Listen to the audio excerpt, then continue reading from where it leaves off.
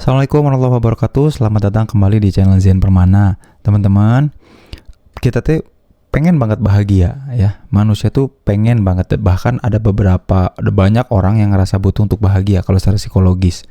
Jadi kalau secara fisik, secara materi, orang tuh butuh sehat, butuh kuat, dan butuh banyak materinya alias kaya. Secara psikologis, orang tuh pengen bahagia ya. Nah, yang menarik nih ya, ada kebahagiaan semu atau ilusi bahagia atau yang disebut dengan kebahagiaan sesaat.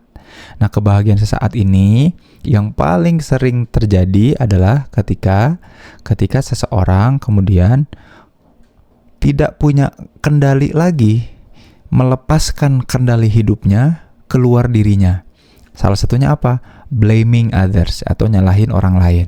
Nah, jadi kebahagiaan yang instan yang sesaat itu seringkali didapat dari apa? Dari gimana?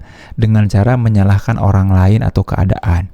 Jadi tiap kali kita atau manusia itu mengalami kejadian yang gak mengenakan, alih-alih dia ambil kendali kejadian itu oleh dirinya, ia malah nyalahin orang lain ataupun keadaan. Contoh, ketika aku gagal dalam karir yang aku jalani misalkan, maka supaya aku dapat kebahagiaan instan, ya aku mudah nyalahin orang lain. Abis atasannya gitu sih, abis kliennya begitu sih, gitu. Atau keadaan, ya kalau nggak ada pandemi, kalau akunya punya banyak uang, kalau modalnya cukup. Nah, itu sebetulnya lagi mengalihkan kendali yang asalnya di dalam diri jadi keluar diri kita.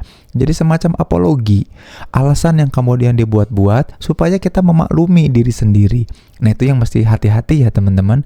Kebahagiaan sesaat, kebahagiaan instan itu melenakan dan malah menjerumuskan kita jadi orang yang nggak betul-betul bisa jadi diri kita sendiri.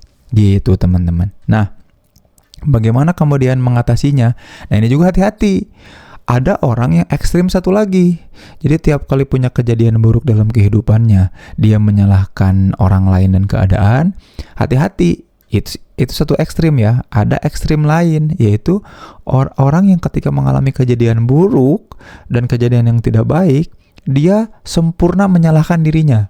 Jadi yang satu ekstrimnya adalah ekstrim nyalahin orang lain dan keadaan. Yang satu lagi malah ekstrim menyalahkan dirinya. Nah, ini juga hati-hati.